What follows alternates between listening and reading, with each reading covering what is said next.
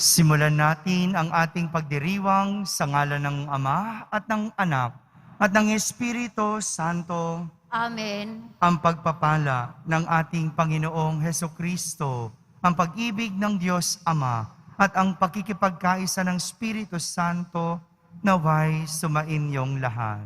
At sumaiyo rin. Mga kapatid, tinipon tayo bilang kaanib ng angka ng Diyos. Kaya dumulog tayo sa mawaing Panginoong nagpapatawad ng lubos. Sinugong tagapagpagaling sa mga nagsisisi, Panginoon, kaawaan mo kami. Panginoon, kaawaan mo kami. Dumating na tagapag-anyayang mga makasalanan ay magsisi. Kristo, kaawaan mo kami. Kristo, kaawaan mo kami. Nakaluklok ka sa kanan ng Diyos Ama para ipamagitan kami. Panginoon, kaawaan mo kami. Panginoon, kaawaan mo kami. Kaawan tayo na makapangyarihang Diyos, patawarin tayo sa ating mga kasalanan at patnubayan tayo sa buhay na walang hanggan. Amen. Manalangin tayo.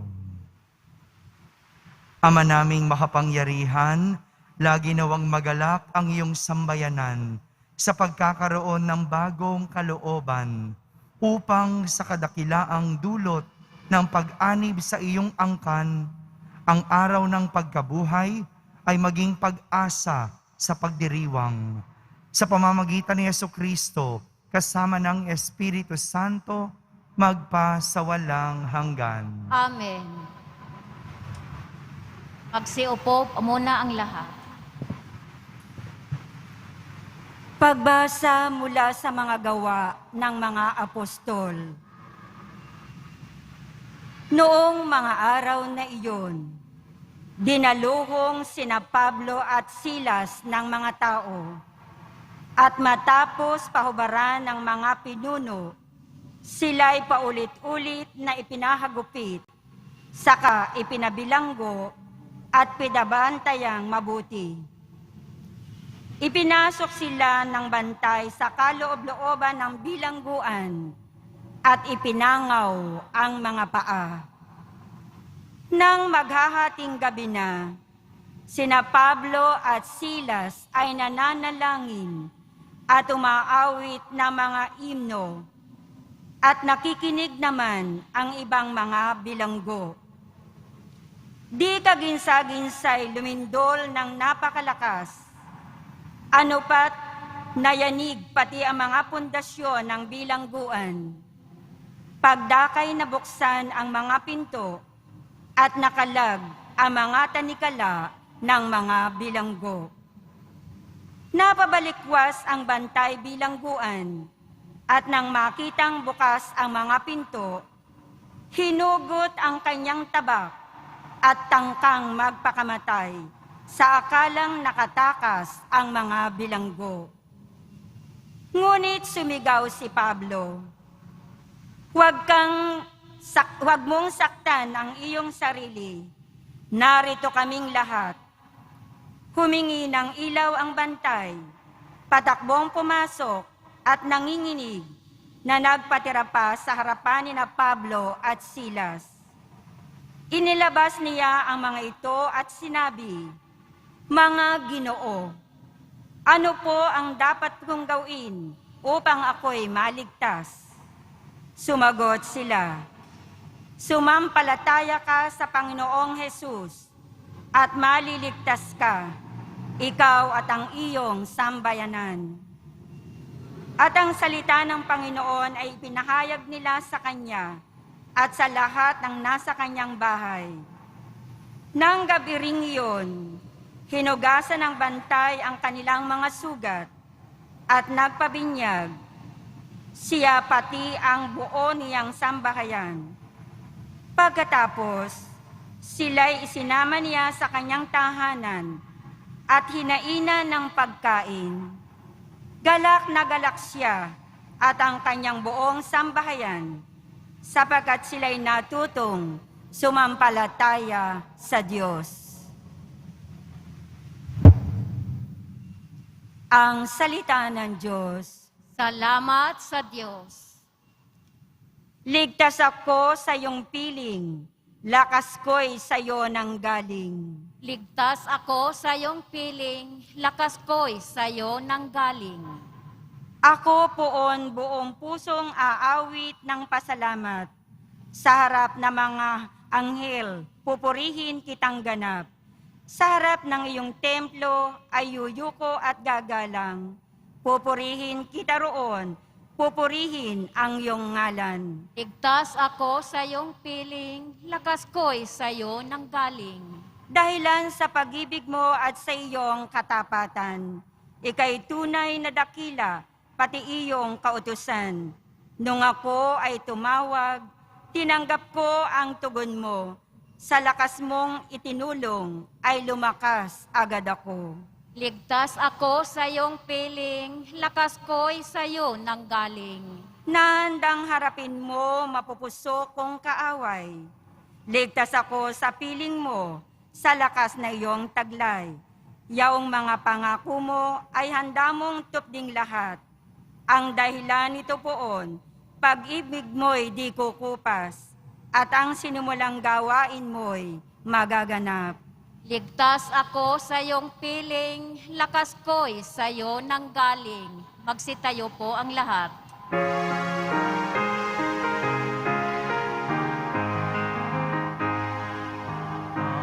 Hallelujah,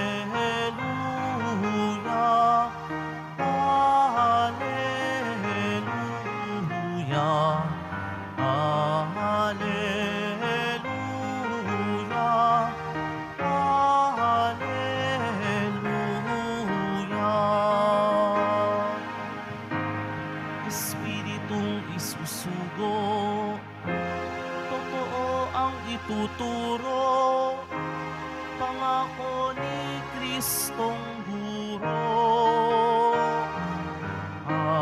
Hallelujah, hallelujah, hallelujah, hallelujah.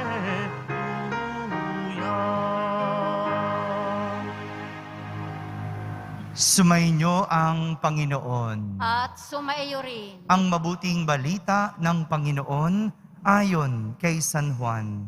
Papuri sa iyo, Panginoon.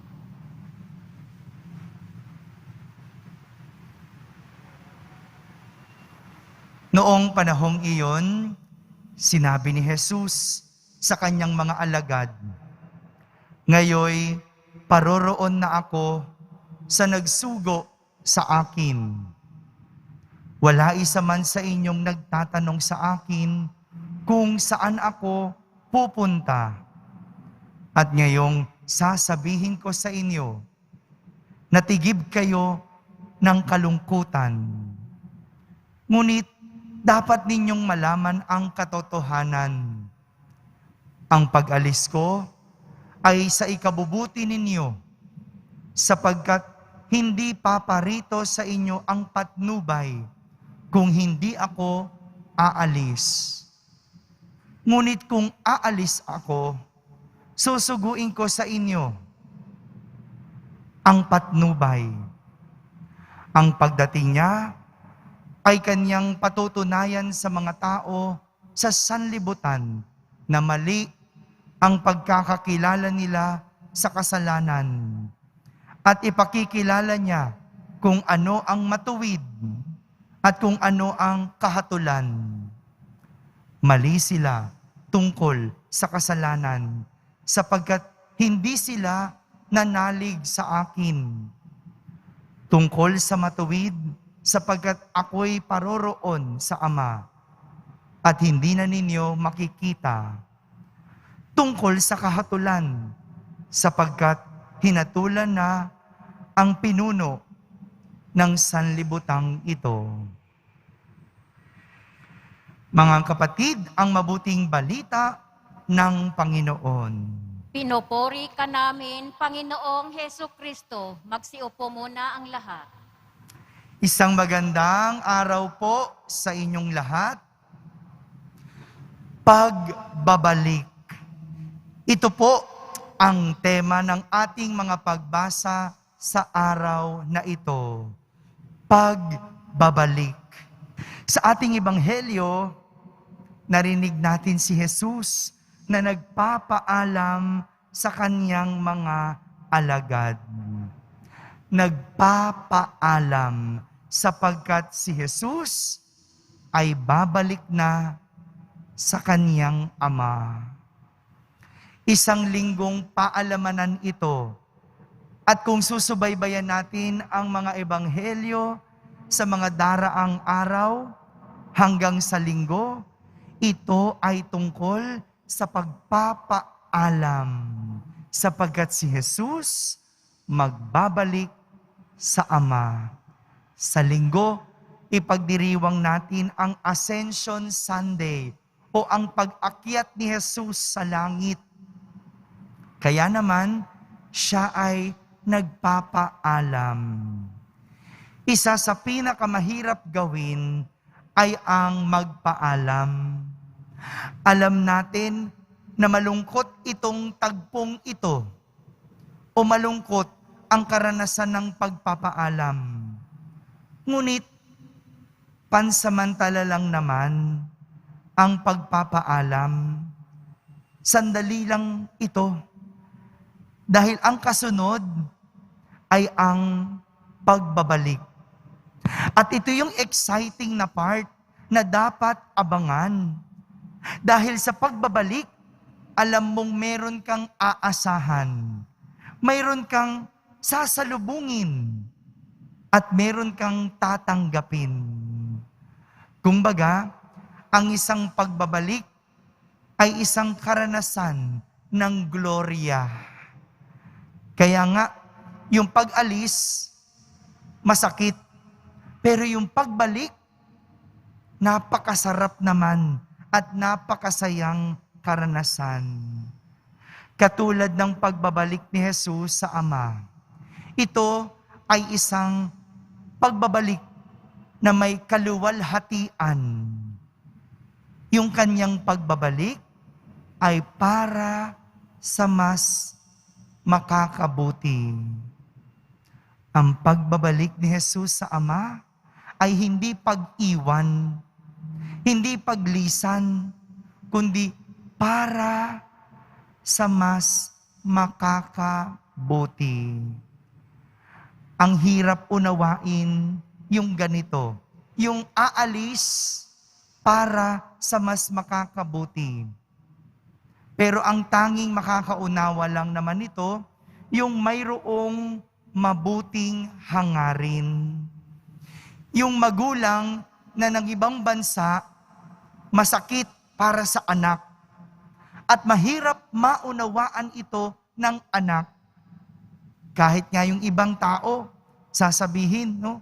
Bakit kailangang iwan ng anak? Bakit kailangang magkalayo? Mahirap unawain ito. Pero para sa magulang na aalis at iniisip ang ikabubuti ng anak, malinaw sa kanya. Malinaw sa kanya ang dahilan. Pagbabalik din ang nangyari sa ating unang pagbasa. At ito ay tungkol sa kwento ng isang bantay bilangguan. Matapos niyang pahirapan sina Pablo at Silas dahil sa kanilang pagiging Kristiyano. Nung unang panahon, inuusig, kinukulong, at pinapatay ang mga Kristiyano. At itong bantay bilangguan, habang nakakulong sina Pablo at Silas, binantayan niya itong mabuti. Ngunit,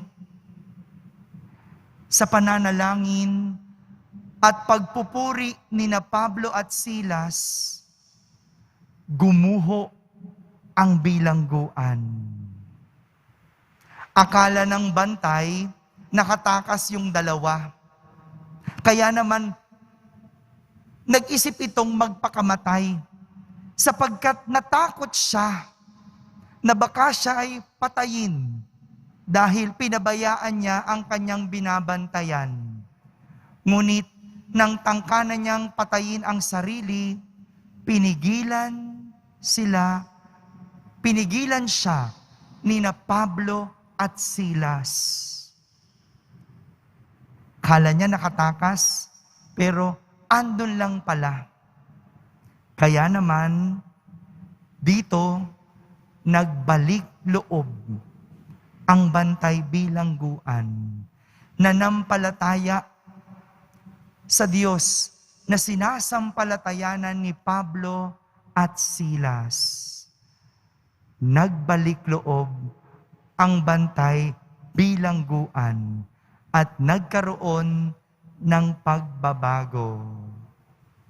Mga kapatid, ito po yung hamon sa atin ng pagdiriwang natin sa araw na ito, na ang bawat pagbabalik ay karanasan, hindi lang ng pag-alis, kundi ng isang luwalhati na nagdadala sa tao sa mabuti. Mahirap yung umalis ang isang estudyante sa kanyang bahay papuntang eskwelahan at pag-uwi, walang nangyari, walang nagbago. Dahil hindi nakinig sa aralin, walang nabago. Gumastos lang at nasayang ang oras, pero hindi natuto. 'Di ba? Meron yung umuuwi, pag-uwi, ganun pa din. Walang natutunan sa eskwelahan kasi hindi nakinig sa aralin. O kaya, yung nagbalik bayan o nagbalik bansa matapos ang matagal na panahon ng pagtatrabaho sa ibang lugar.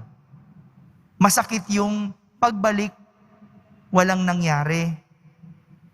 Kasi naging waldas o nagloko lang sa ibang bansa. Sadyang ang pag-alis, masakit. Pero kung pagbalik nito, may naidulot sa iyong pagbabago, pagbalik mo, ikaw ay nabago, malilimutan mo yung sakit. Puro saya ang mararamdaman. At ito yung hamon sa atin, yung magkaroon ng pagbabalik para sa ating ikabubuti. Ito po yung hamon ng ating mga pagbasa sa araw na ito. Lahat tayo, isang araw, babalik sa ating Ama. At ang magandang tanong, meron bang nabago sa atin? O meron bang naidulot na mabuti sa atin? Ito yung ating pagninilayan sa araw na ito. Sa araw ng ating pagbabalik, meron bang nabago sa atin? O meron bang naidulot tayong mabuti? Amen. Magsitayo po ang lahat.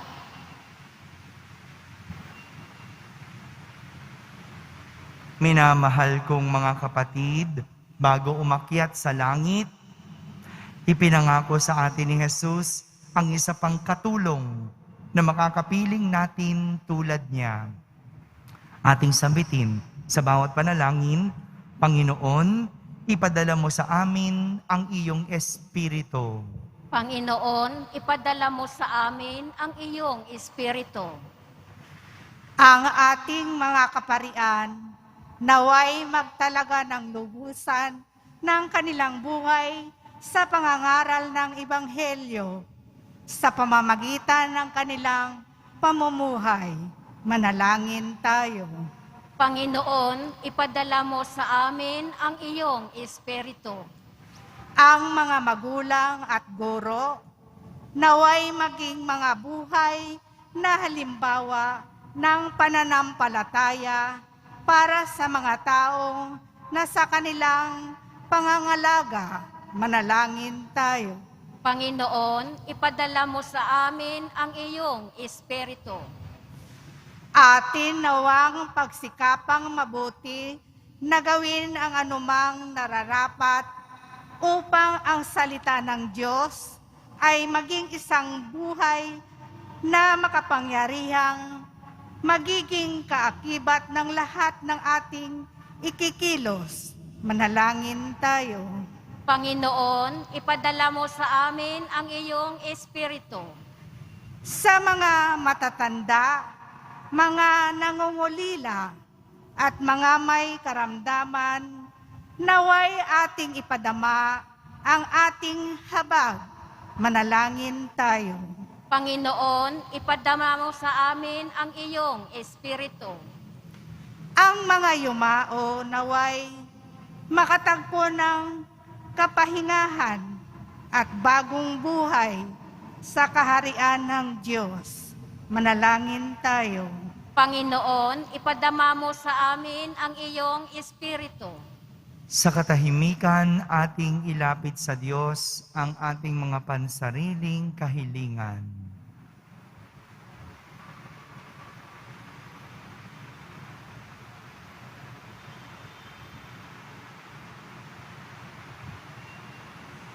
Manalangin tayo. Panginoon, ipadama mo sa amin ang iyong Espiritu.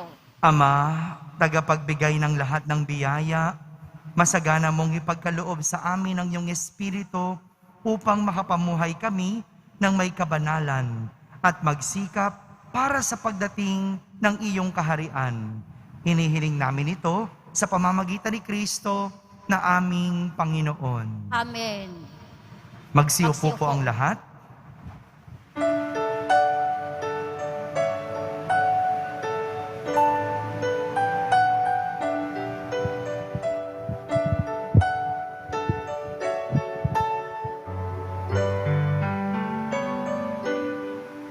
Panginoon, narito ang alay sa iyo, nagmula sa iyong bayang masayang nagsalo.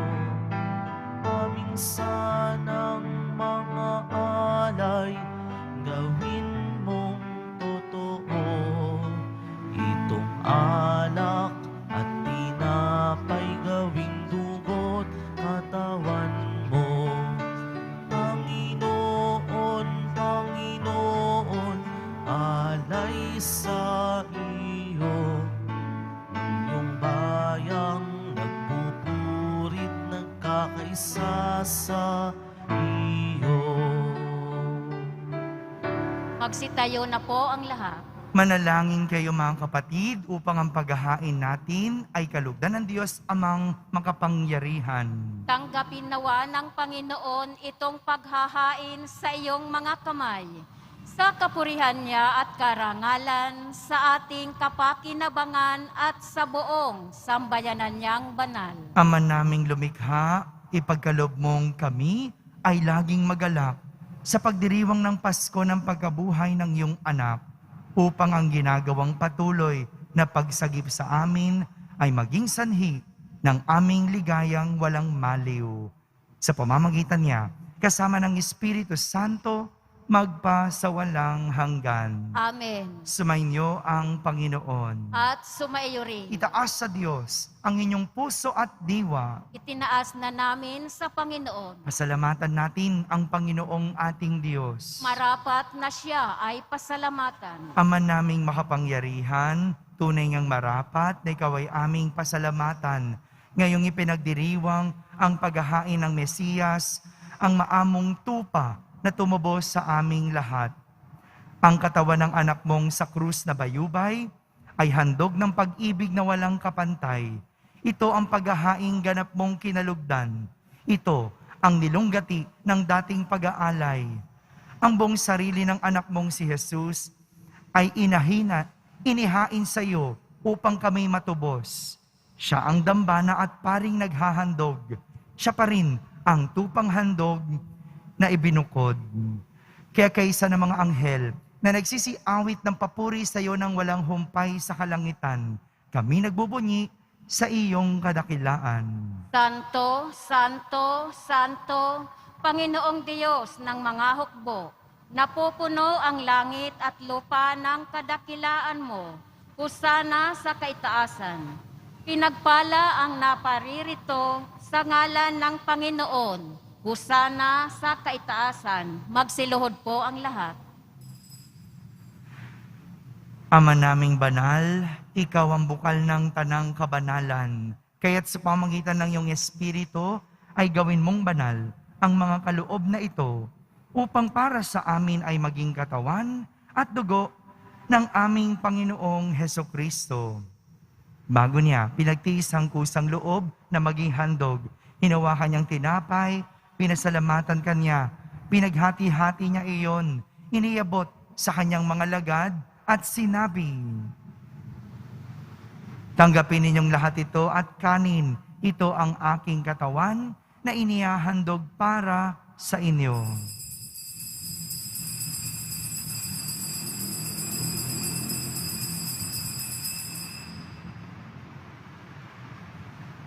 Gayon din naman, nung matapos ang hapunan, hinawakan niyang kalis, muli kanyang pinasalamatan. Iniabot niya ang kalis sa kanyang mga lagad at sinabi, "Tanggapin ninyong lahat ito at inumin. Ito ang kalis ng aking dugo, ng bago at walang hanggang tipan. Ang aking dugo na ibubuhos para sa inyo at para sa lahat, sa ikapagpapatawad ng mga kasalanan. Gawin ninyo ito sa pag-alaala sa akin."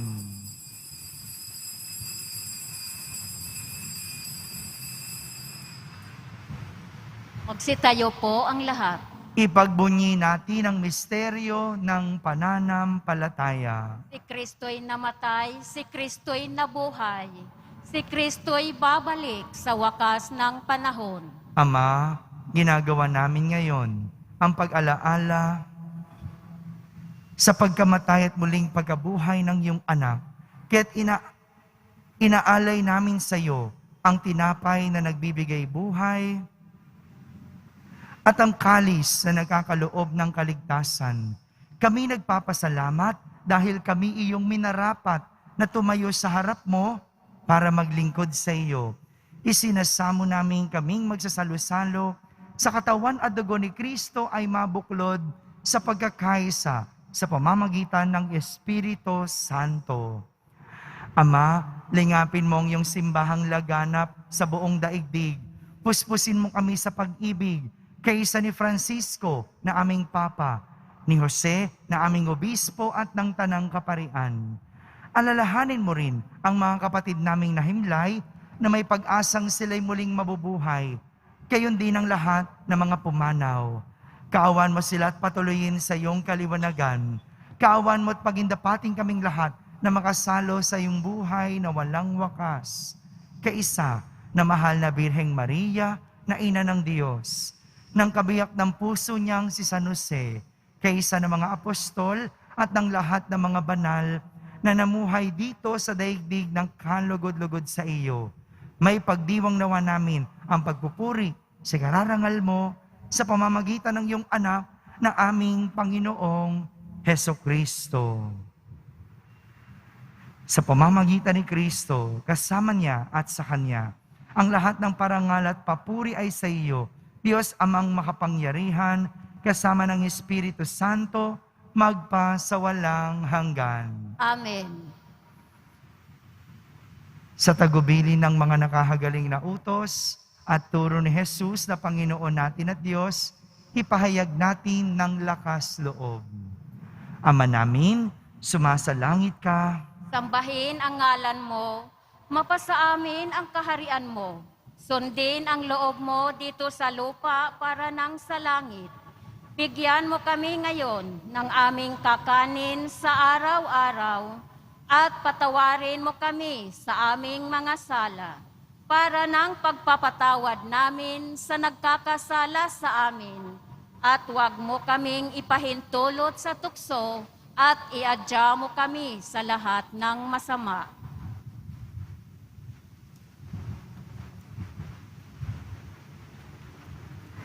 Hinihiling namin kami iadya sa lahat ng masama pagkalooban ng kapayapaan araw-araw, iligtas sa kasalanan at ilayo sa lahat ng kapahamakan, samantalang aming pinananabikan ang dakilang araw ng pagpapahayag ng tagapagligtas naming si Heso Kristo.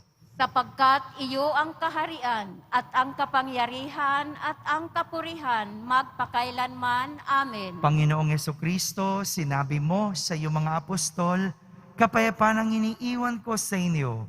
Ang aking kapayapaan ang ibinibigay ko sa inyo. Tunghayan mo ang aming pananampalataya at huwag ang aming pagkakasala. Pagkalooban mo kami ng kapayapaan at pagkakaisa ayon sa iyong kalooban, kasama ng Espiritu Santo, magpa sa walang hanggan. Amen. Ang kapayapaan ng Panginoon ay laging sumainyo. At sumaiyo rin. Magbigayin kayo ng kapayapaan sa isa't isa. Kapayapaan po para sa lahat.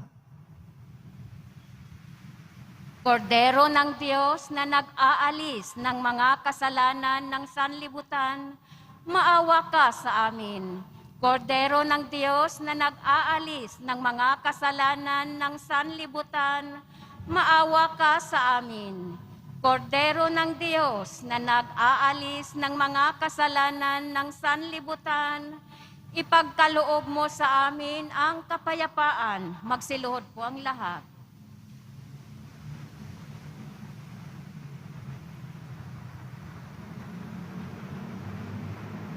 Ito ang kordero ng Diyos. Itong nag-aalis sa mga kasalanan ng sanlibutan. Mapalad ang mga inaaniyahan sa kanyang piging.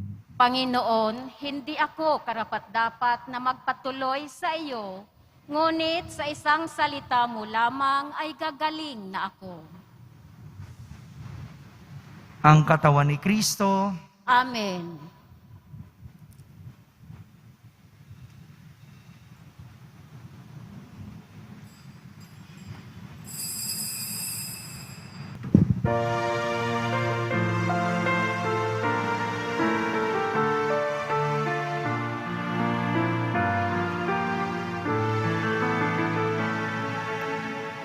Halina, O Diyos naming mahal.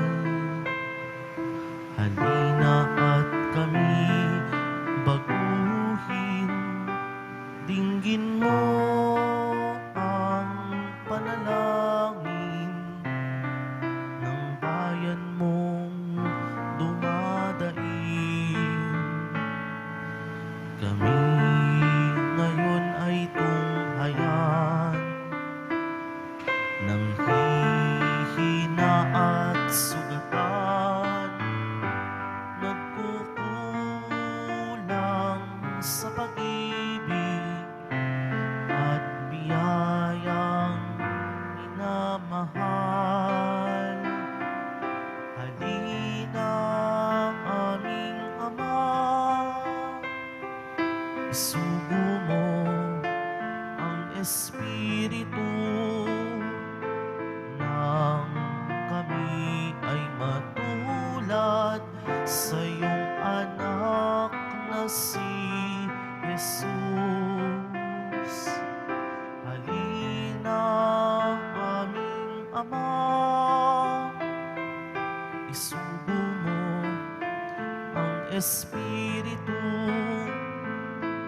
nang kami ay matulad sa iyong anak na si Jesus.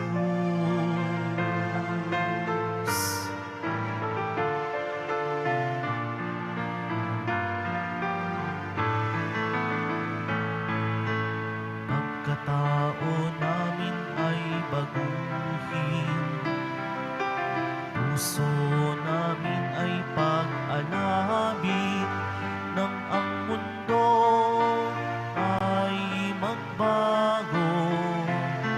Buhay nito'y alay sa'yo.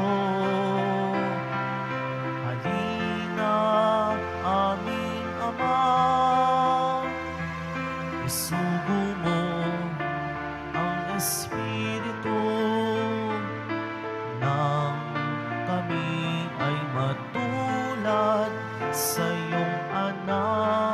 na si Jesus. Halina, aming Ama, isugo mo ang Espiritu nang kami ay matulad sa iyong anak na si Jesus. Manalangin tayo. Ama naming mapagmahal, ang aming mga pagluhog ay iyong pakinggan para sa pagkakamit ng iyong tulong sa amin araw-araw at para sa pagkakaloob ng ligayang walang katapusan na pawang idinudulot ng banal na pakikinabang sa pagdiriwang ng pagpapalitan ng iyong bigay at aming alay. Sa pamamagitan ni Jesucristo, kasama ng Espiritu Santo, magpasawalang hanggan. Amen. Sumainyo ang Panginoon. At sumaiyo rin. Pagbabasbas ng Poong Yesus Nazareno. Mahal na Poong Yesus Nazareno, inihayag mo sa pamamagitan ng krus ang walang maliw na pag-ibig ng Diyos sa sangkatauhan. Pakinggan mo ang kahilingan ng iyong angkan na nagsusumamo sa iyo. Makamtanawan nila ang inyong katugunan at tanggapin ang kasagutan na may utang na loob na tinatanaw. Basbasan din po ninyo ang lahat na may karamdaman at nahihirapan. Sa pamamagitan ng bendisyon na ito, naway maalala nila ang mga pangako nila noon sa binyag na ikaw ang kanilang iibigin at paglilingkuran bilang Panginoon magpasawalang hanggan. Amen. At pagpalain kayo ng makapangyarihang Diyos, Ama, Anak, at Espiritu Santo. Amen. Tapos na po ang ating pagdiriwang humahiking taglay, ang pag-ibig at kapayapaan ng Poong Jesus Nazareno. Salamat sa Diyos.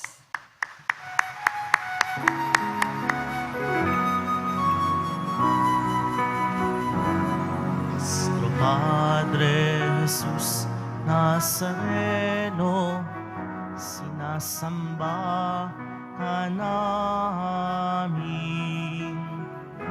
pinipintuho ka namin, aral mo ang aming buhay at kaligtasan. Nuestro Padre Jesus Nazareno, iligtas mo kami sa kasalanan. Ang krus mong kinamatayan ay sagisag ng aming kaligtasan. Nuestro Padre Jesus Nazareno, dinarangal ka namin. Nuestro Padre Jesus Nazareno, inulwalhati ka namin. Nuestro Padre Jesus Nazareno, dinarangal ka namin. Nuestro Padre Jesus Nazareno, inulwalhati ka namin.